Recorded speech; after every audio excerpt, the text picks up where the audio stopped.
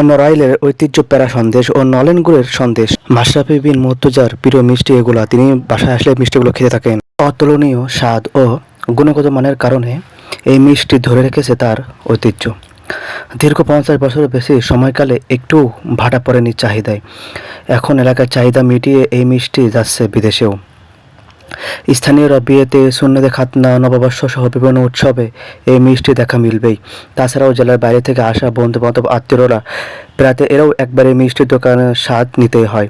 আত্মীয়দের মারফত এই সন্দেশ দুবাই, সিঙ্গাপুর, মালয়েশিয়া সহ বিভিন্ন দেশে যায়। তাই তো সন্দেশের এই দোকানগুলোতে ভিড় লেগেই থাকে।